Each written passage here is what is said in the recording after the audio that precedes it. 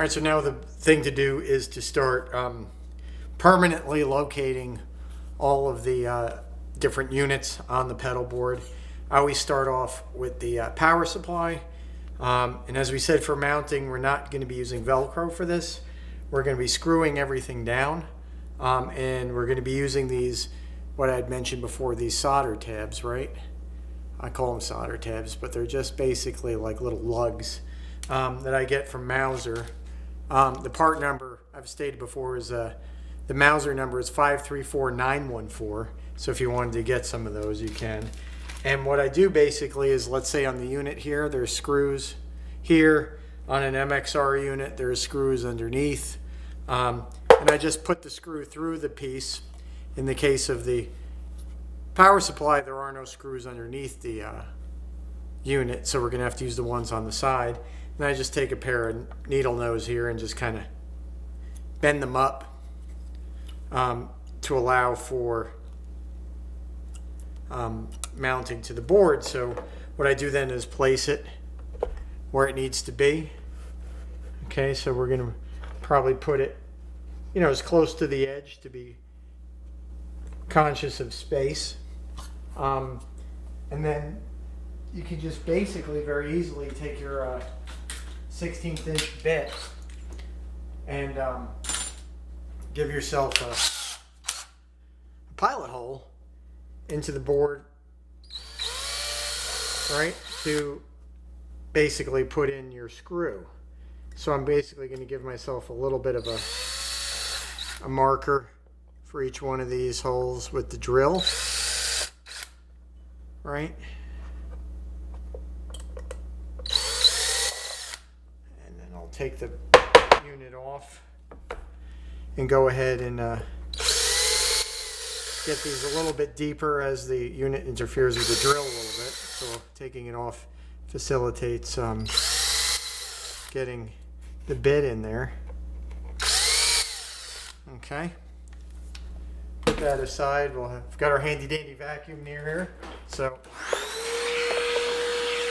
ahead and remove all of that. You clean it all up. And then basically what we get from the Home Depot or Lowe's or your local hardware store. If you got a local hardware store, get it there. And you're really lucky to still have a hardware store, because around here there are no such things anymore. The Ace is gone, all the little local places are gone. So anyway, I've got these number 4 pan heads, right? So they have a flat pan head to them that works well to secure things that are like washers or things like that down. And this is what I'm going to be using to basically go through the tab here, right? And screw directly into the board. And I also recommend you get yourself some wax and wax your threads of the screw before placing them or putting the screws into your board itself. You will not break a screw this way. It's also good if you're doing like guitar work.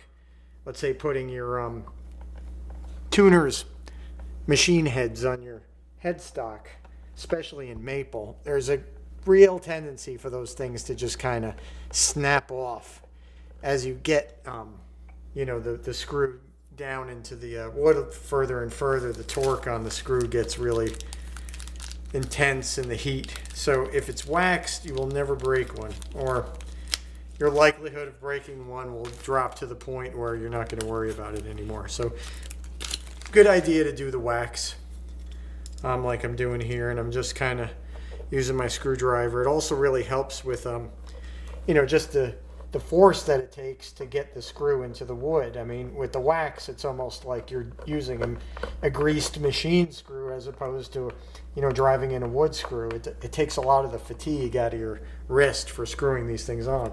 So you can see we're really secure there, right? And I've only got 2 of the 4 screws in. So that's really a cool tip. And I'll just show you real quick about the MXR or, you know, the Bud style boxes. Just taking off the screw here off the back cover, And for these, I'm not going to put 4. I usually just put 2. You know, you can put 4 down if you feel like it, but I think that's maybe a little bit of overkill, so I'll put a diagonal 2 in. But basically, yeah, you just kind of place them in there, right? And the screw will kind of sink in there as well. So in this case, where the unit is, there's more room up top. So we're going to put that up top, right? Like so. All right. Right, and then we'll put one on the bottom as well. And that one will be orientated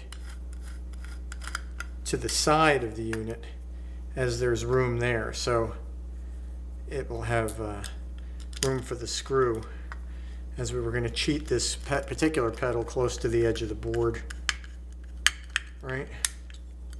So we kind of line it up where we want it. Go ahead and drive that screw home, and it'll sit like this. Okay, so all of these units are going to be installed that way, and they all have a screw or something on the bottom. Even, you know, the big box right here is going to be the same way. We'll use 4 on this guy since it's heavy. All right, so I'm going to go ahead and locate all these pieces and screw them down, and then I'll see you guys later. Go back real quick. We got all the pedals except for obviously the placeholder pedal screwed down here. As you can see, nothing's moving. We're in good shape, and I'm just basically doing the last box over here, the output interface. And I thought it'd be a good time to just give you a quick tip too, that it's a good idea to have all your ends, like when you're using when you're building out your board, right?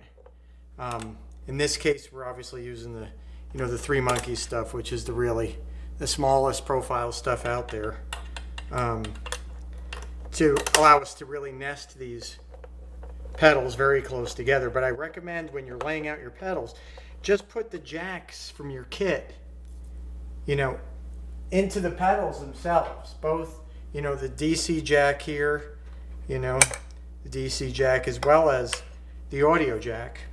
And that way you can really tell whether you've got enough space or not.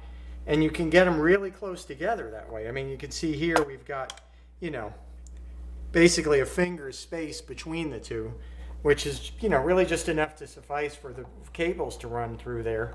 But it really allows you to get everything very close and make sure that you're not running into any mistakes, that you've either wasted, you know, space by putting them too far apart, and now you have a pedal that you wanted to put on there that won't fit, or that you've placed everything, you know, too close together and now you can't get your connectors into the pedal themselves, as they will be blocked by another adjoining pedal.